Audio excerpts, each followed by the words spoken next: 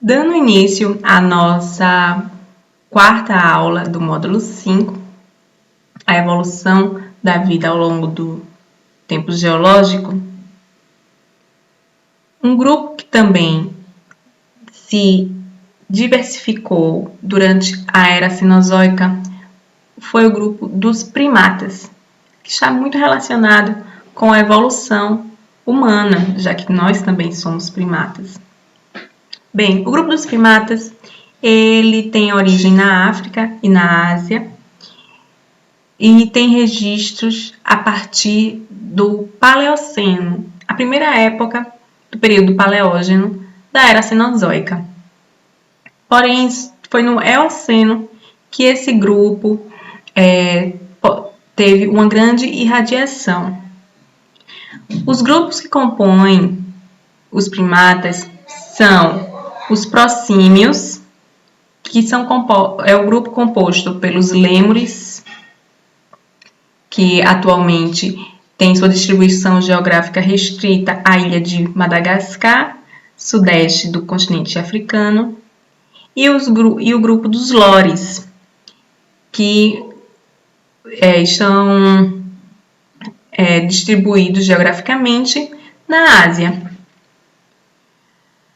Temos o grupo dos macacos do Novo Mundo, também chamado dos platirrinos. Esses macacos, eles habitam principalmente o continente americano. O nome platirrinos se vem da morfologia do crânio, onde eles possuem um focinho mais achatado. Representantes desse grupo são os bugios, saguis, macacos pregos galegos, macacos pregos e também os macacos aranhas, por exemplo. Os macacos, o terceiro e último grupo dos primatas são os macacos do Velho Mundo e os primatas antropóides, também chamados de apes. Esse grupo, eles são chamados dos catarrinos. São primatas que possuem o focinho mais para frente, um focinho mais protraído. Por exemplo, são os chimpanzés, os bonobos, os gorilas, os babuínos. São macacos que habitam a Ásia e a África.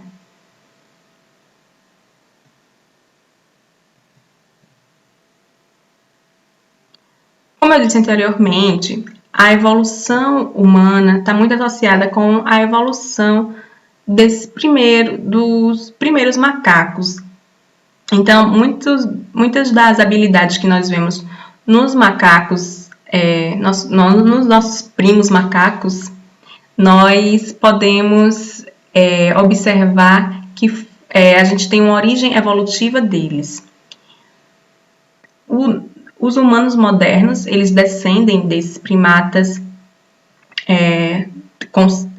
que foram originários no Paleoceno, cerca de 60 milhões de anos atrás.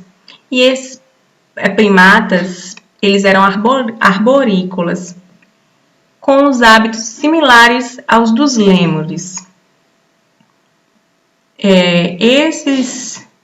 Essas características, elas foram muito importantes para a evolução humana, como, por exemplo, o desenvolvimento dos nossos polegares e dos nossos dedões. Façam um teste aí na casa de vocês. Tentem pegar coisas com a mão sem utilizar o polegar. Vocês vão ver que, em alguns casos, vão ser impossíveis de você agarrar alguma coisa e, em outros, vai ser bem difícil. Então, o polegar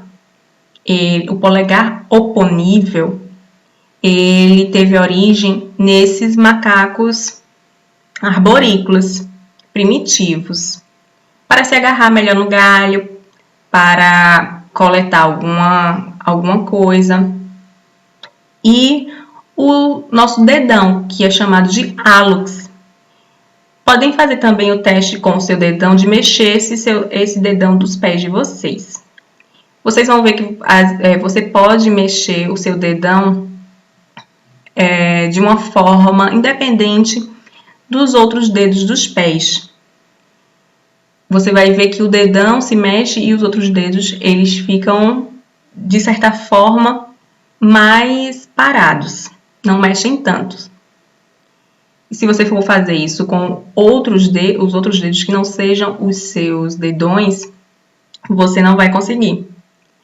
Essa característica também é uma característica primitiva, que veio dos nossos antepassados primatas arborícolas, que eles tinham esse hálux também mais independente para formar como se fosse nas patas, como se fosse pinças agarrando nos galhos, para escalar os galhos e os troncos das árvores, como que a gente vê hoje no comportamento dos lêmures.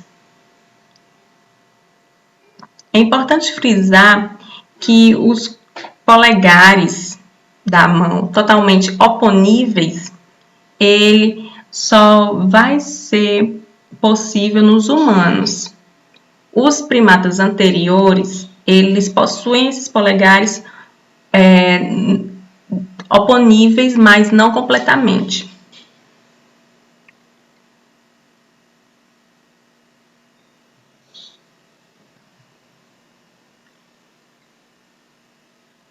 Afunilando mais a nossa evolução dentro do grupo dos primatas, nós temos o grupo dos Hominoidea, onde estão os apes, os primatas antropóides. Esses primatas, eles habitam a Ásia e a África, que foram seus locais, o local de origem principal, o continente africano. A alta diversidade deles, eles tiveram uma grande irradiação no Mioceno. Esses primatas, eles possuem uma grande semelhança com os humanos.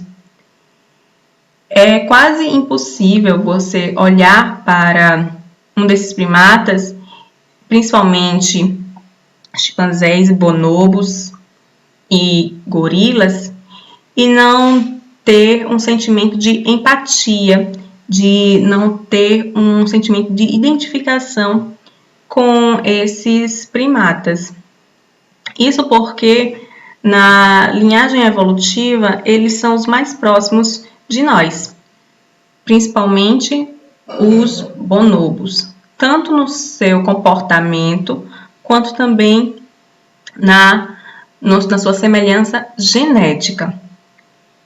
Os chimpanzés, os bonobos e os gorilas, eles são os apes africanos, enquanto o gibão e o orangotango são os apes que habitam o continente asiático.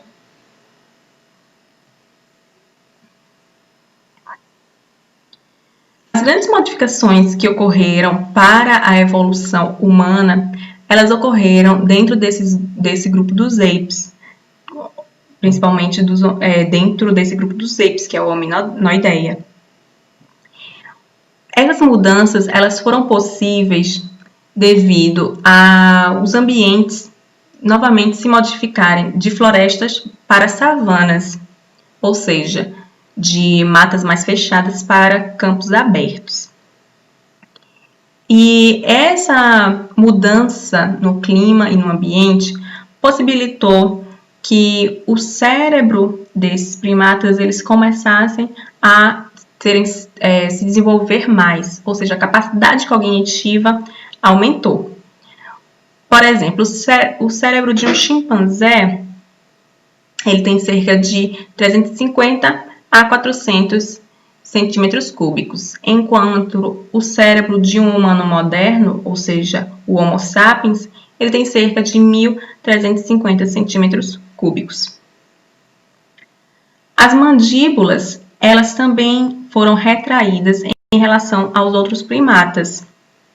Ou seja, as mandíbulas humanas, elas são mais achatadas do que dos outros primatas, que são mais protraídas, mais projetadas para frente. partir do aumento do cérebro, também ocasionou um desenvolvimento de uma linguagem mais complexa. No caso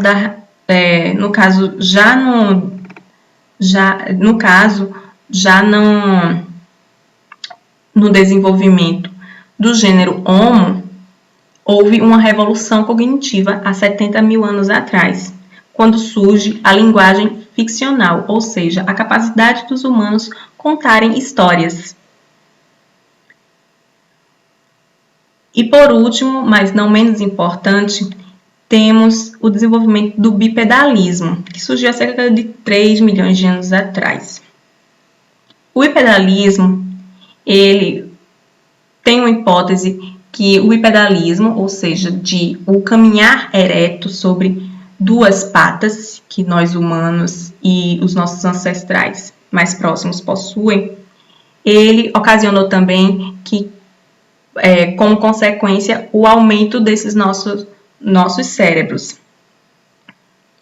E também ocasionou que nossas pelvis fossem mais largas e robustas. Há outra hipótese que diz que, por causa do aumento do cérebro, que teve como consequência o bipedalismo. Essas duas hipóteses, elas ainda são discutidas no meio acadêmico.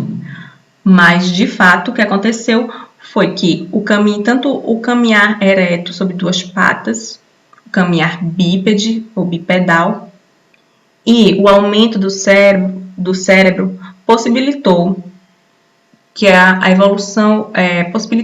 evolução humana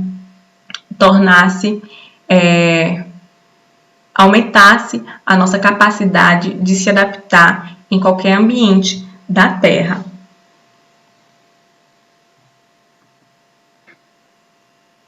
Aqui, como comparação, nós temos alguns crânios de alguns primatas antropóides, os apes, com as espécies de Homo já extintas e a espécie do Homo moderno, que é o Homo sapiens. Então, nós temos aqui alguns dos primatas antropóides. E aqui, já com Homo erectus, nós começamos aos nossos ancestrais humanos. Podemos observar aqui nesse crânio do Pantroglodytes, que é o chimpanzé, a diferença entre a mandíbula do chimpanzé para a mandíbula do Homo sapiens, ou seja, nossa espécie, homem moderno. A mandíbula do chimpanzé, ela é mais protraída, mais robusta, mais larga, enquanto a do Homo sapiens, ela é mais fina e mais retraída. Essas mandíbulas protraídas do chimpanzé e também com um aspecto mais robusto, já que o osso da mandíbula ele é mais largo e assim possibilita a inserção de uma musculatura mais forte também, que impacta também, aumenta o poder da mordida, é por causa da alimentação. O chimpanzé ele vai comer folhas, para se alimentar ele vai ter que rasgar com os dentes cascas de árvores, troncos. Então, ele precisa de uma mordida mais forte. Enquanto os humanos, eles, ao longo da sua evolução, ele foi perdendo essa habilidade de comer coisas muito duras. Por isso, a mandíbula foi se desenvolvendo, foi evoluindo para ficar uma mandíbula mais delgada e mais retraída. Podem ver também os dentes, diferença dos caninos do chimpanzé e dos humanos. E a diferença, por exemplo, com os outros humanos do gênero Homo, né?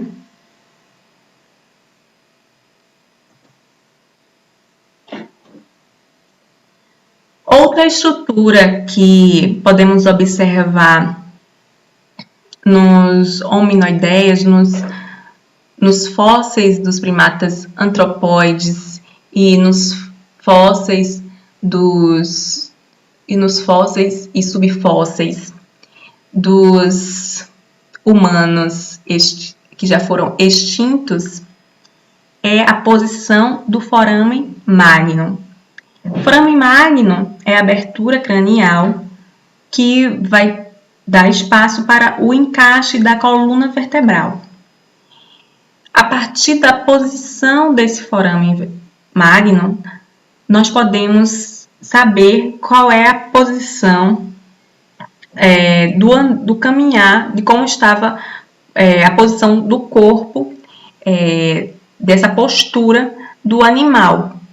Por exemplo, aqui é a vista ventral de um crânio humano moderno. Aqui o foramen magnum, ele está localizado na sua parte ventral, bem no meio, um pouco mais, quase no meio da parte ventral desse crânio. Isso indica que a coluna vertebral era inserida bem abaixo do crânio, o que nos dá a ideia de que o andar, o caminhar dessa espécie, desse gênero Homo, é ereta, o que podemos ver hoje, como é a nossa também. Já o do chimpanzé, a vista ventral do crânio de chimpanzé mostra que a posição do foramen magnum para o encaixe da coluna vertebral, ela é um pouco mais para trás, ou seja, mais perto da região posterior do crânio. Então, a coluna vertebral com esse tipo de encaixe, ela vai dar um aspecto mais inclinado na sua postura.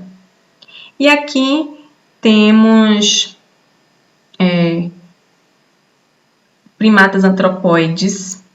Temos um primata antropóide mais primitivo, com um foramen magnum localizado no início da porção inferior da sua região posterior. Então, era uma postura mais arqueada também.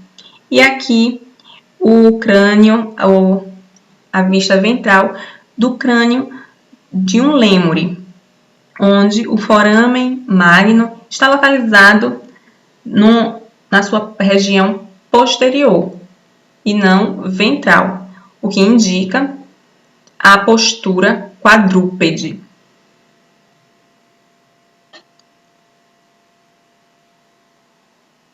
Então, a relação entre a inserção da coluna vertebral pelo foramen magnum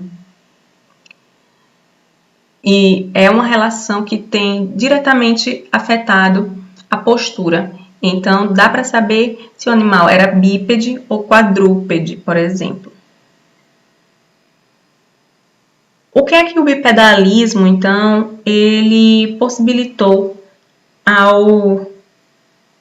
aos nossos ancestrais e a nós?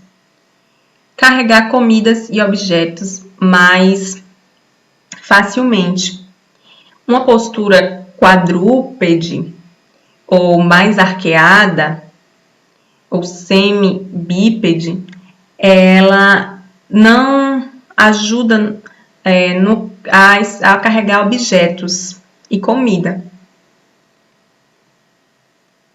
Ao contrário, a postura bípede, o caminhar ereto, você fica com as suas patas dianteiras, ou seja, os braços, mais livres para carregar esses objetos e essa comida.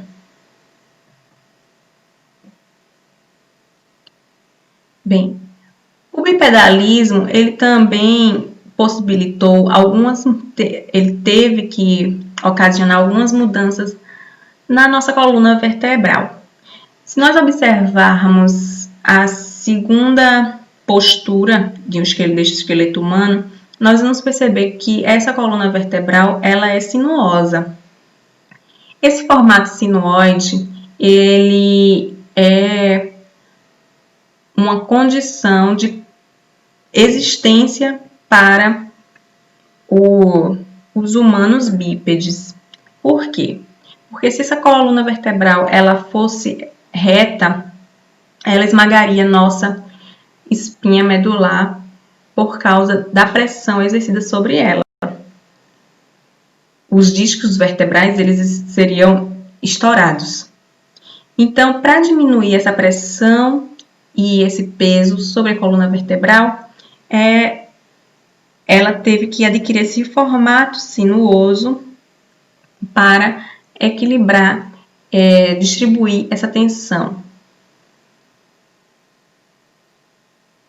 É interessante que outros primatas antropóides, eles possuem, por exemplo, como o gorila, eles não possuem um caminhar nem bípede nem quadrúpede, mas eles possuem um caminhar que a gente chama de uma locomoção chamada de nodopedalia, porque eles têm uma postura arqueada, que não chega a ser quadrúpede, mas eles também não têm uma postura ereta como nós, bípedes.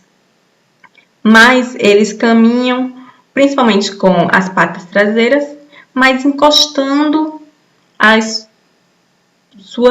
juntinhas da mão, ou seja, esses nozinhos que a gente tem nas nossas articulações entre os nossos metacarpos,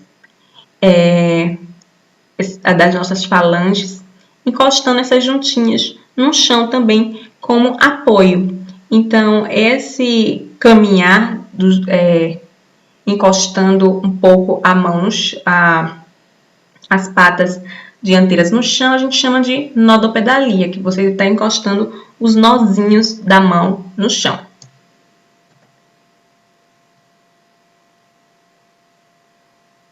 Então, aqui nós temos agora, mas afunilando mais na evolução humana, nós temos o grupo dos hominini, que surgiram no Plioceno.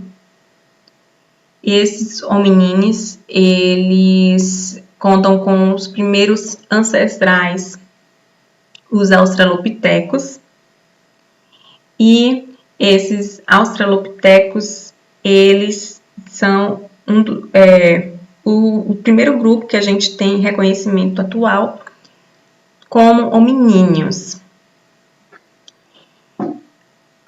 O Australopithecus mais famoso que nós temos e que foi descoberto na década de 70 foi o esqueleto de um Australopithecus afarensis, chamado de Lucy, que foi descoberto na Etiópia em 1974. Esse Australopithecus, ele data de um período de 3 a 4 milhões de anos atrás. Ele possuía cérebro, mandíbula, mãos e pés, com características semelhantes mais aos chimpanzé, porém a postura dele era bípede, semelhante à dos humanos. Há indícios de que eles foram os primeiros ancestrais do gênero Homo e eles são divididos em duas espécies, os Australopithecus afarensis e os Australopithecus anamensis.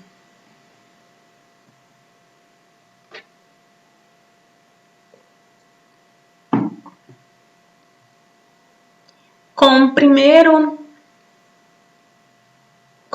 representante do gênero Homo, nós temos a espécie do Homo habilis. O Homo habilis foi o primeiro representante do nosso gênero, que é o gênero Homo, que tem uma datação para há 2,5, 2 milhões de anos atrás. Eles foram descobertos primeiramente na Tanzânia e no Quênia, continente africano. Em relação aos Australopithecus, eles possuíam um cérebro maior e uma mandíbula menor, uma mandíbula já reduzida e retraída. E eles foram os primeiros homens a utilizar ferramentas de pedra.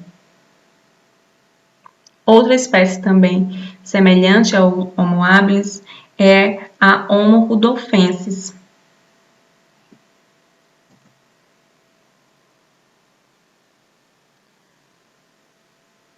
A segunda espécie de Homo habilis, do gênero Homo, é bem importante no contexto da evolução desse gênero, é a Homo erectus, que tem uma datação para o Pleistoceno e cerca de 1,5 milhão de anos atrás. E ele foi o primeiro hominídeo a sair do continente africano. Ele colonizou a Ásia. Ele foi o primeiro homem a utilizar as ferramentas, a utilizar o fogo, seja para proteção e para alimentação, também cozinhar os alimentos. Era bípede e tinha, em relação ao Homo habilis, tinha o cérebro maior.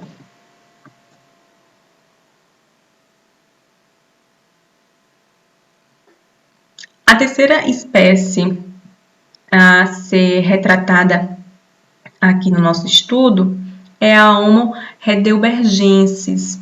Essa espécie da Homo heidelbergensis, ela é semelhante ao Homo erectus.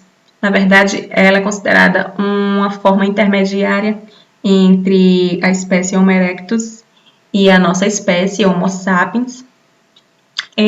Essa espécie ela foi registrada primeiramente na Europa, encontrado na Alemanha, na região de Heidelberg, e ela data do Pleistoceno, há 800 mil anos atrás. Ela também já foi encontrada na África e provavelmente foi a primeira a habitar o continente europeu.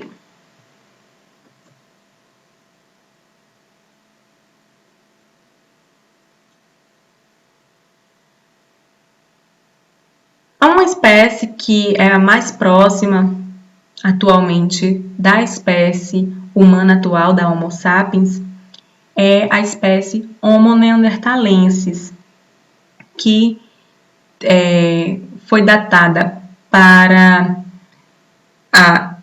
no Pleistoceno, cerca de 200 a 400 mil anos atrás, e ela, no contexto histórico, ela habita o período do Médio Paleolítico.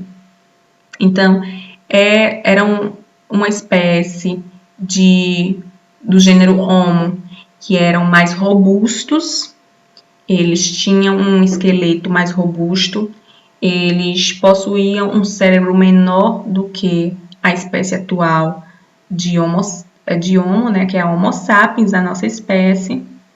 Eles habitaram a Europa, principalmente as regiões mais ao norte da Europa.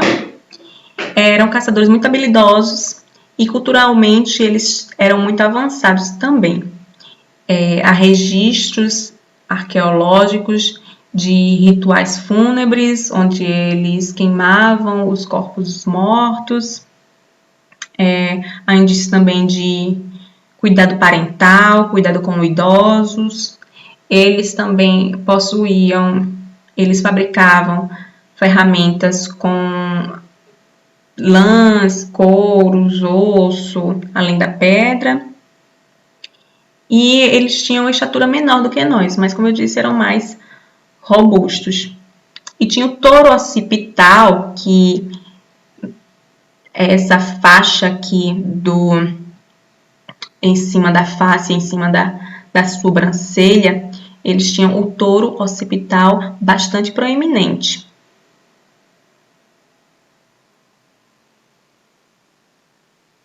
Alguns consideram que essa espécie ela foi extinta por causa da retração das camadas de gelo, ou seja, quando as mudanças climáticas aconteceram, saindo de um período glacial para um período de temperaturas mais altas.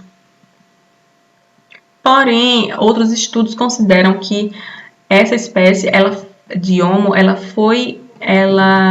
conviveu com a espécie atual do Homo sapiens e ela pode ter sido extinta pela competição com os Homo sapiens, já que, mesmo eles sendo mais robustos e mais fortes, mas os Homo sapiens tinham uma cognição maior devido ao cérebro ser maior, e também o esqueleto indica que o Homo sapiens eram mais rápidos, mais ágeis, tinham esqueletos mais longos do que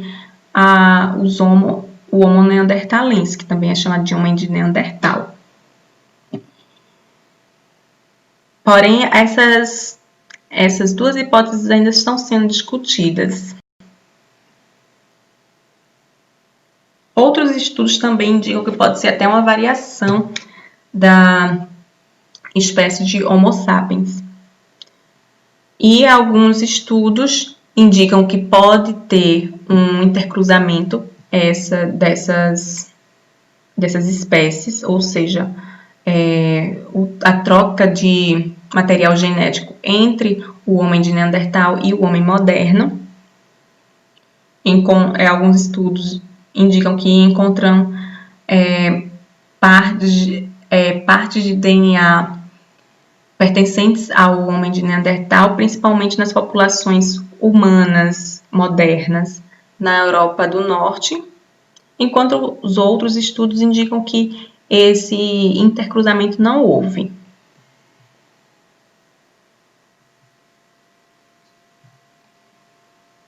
Daí, há cerca de 500 mil anos atrás, mas ainda é uma idade incerta, surgiu o homem moderno, a nossa espécie atual, que é a Homo sapiens. Aonde o lugar próprio, o primeiro lugar que essa espécie surgiu, ocorreu, não se sabe ao certo. Mas as primeiras populações, os primeiros indícios de Homo sapiens foram encontrados na África, mais especificamente no país da Etiópia, e com datação de 200 mil anos atrás.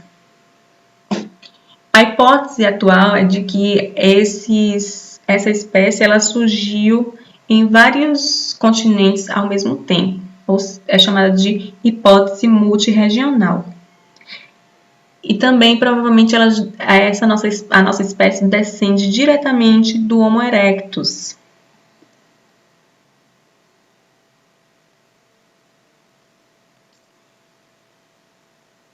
Nós temos uma população muito conhecida de Homo sapiens chamada de o homem de Cro-Magnon. Essa população, no período histórico, ela habitou o Alto Paleolítico. Essa população ela foi encontrada na Europa, mais especificamente na região de Cro-Magnon, na França, e ela tem uma relação específica com os estudos que indicam que podem ter extinguido os neandertais, que foram a população humana que estava em contato com esses neandertais. A datação da população de Cro-Magnon, de homem de Cro-Magnon, ela data de cerca de 40 mil anos atrás.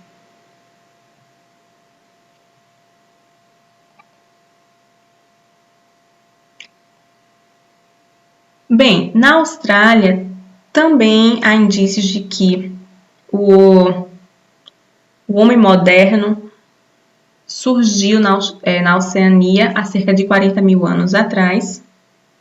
Porém, nas Américas ainda há um debate no meio acadêmico. A primeira hipótese é a chamada cultura Clovis, que indica que a população dos homens modernos alcançaram o continente americano através do Estreito de Bering, que ligava a Sibéria ao Alasca. e que teve, há 18 mil anos atrás, foi possível uma conexão através de uma ponte de gelo, onde essas populações do homem moderno puderam sair da Rússia, da região da Sibéria, atual Rússia, para o atual estado do Alasca, nos Estados Unidos. E a partir de então, como essas populações habitaram a América do Norte, desceram e chegaram na América do Sul. Porém, na América do Sul, mais especificamente no nosso país, no estado do Ceará, do Piauí, nós temos um lugar chamado de Serra da Capivara. O Parque Nacional da Serra da Capivara, ele conta com vários sítios arqueológicos que possuem pinturas rupestres e até vestígios diretos de paleoíndios, que são datados em muitos estudos com uma datação que chega a cerca de 40 mil anos atrás. Ou seja, as populações humanas, elas podem ter chegado primeiro na América do Sul do que na América do Norte. Ou seja, ocupações pleistocênicas e não holocênicas, como estava previsto antes para a América do Sul. Porém, essas duas hipóteses, elas ainda são muito debatidas. Geralmente, pesquisadores norte-americanos, eles não aceitam essa ideia. Essa ideia é mais aceita por pesquisadores do subcontinente sul-americano e dos pesquisadores franceses, que também estão envolvidos nessas pesquisas da Serra da Capivara. Essa hipótese de que os humanos modernos chegaram no subcontinente sul-americano anteriormente, há cerca de 40 mil anos, é chamada de cultura pré-Clovis. Então, a cultura Clovis se dá pela hipótese da chegada da população do homem moderno pelo Estreito de Bering, primeiro na América do Norte, e a cultura pré-Clovis, a chegada da população do homem moderno na América do Sul, primeiro, há cerca de 40 mil anos atrás. Bem, essas duas hipóteses ainda estão bem debatidas, com debates bem calorosos na academia.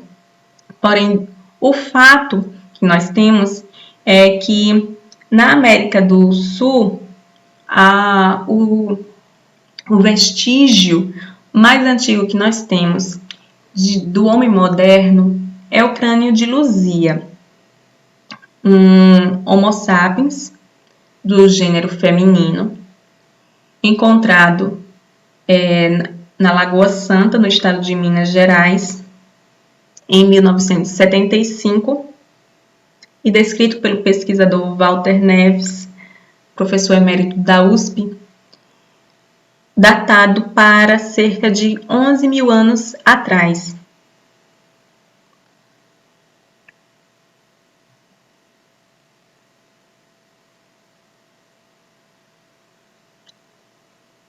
A espécie humana atual, ela tem um caso particular em relação aos outros primatas, que tem relação com o seu nascimento. Em relação, comparando com outros primatas, como o chimpanzé, por exemplo, o parto humano ele é muito arriscado e doloroso.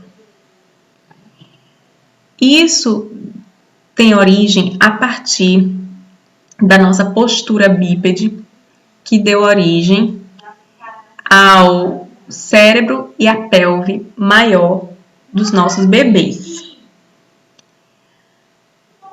Por causa desse cérebro e dessa cintura pélvica maior, o nascimento ele tem que ser antecipado em relação aos outros primatas. Porque se nós fôssemos esperar esse amadurecimento dos nossos bebês, o nosso parto deveria ser, em comparação com os outros primatas, cerca de uma gestação de cerca de 18 meses. Devido a isso, os nossos bebês, comparados com os chimpanzés, por exemplo, eles nascem menos independentes e necessitam de um cuidado parental maior.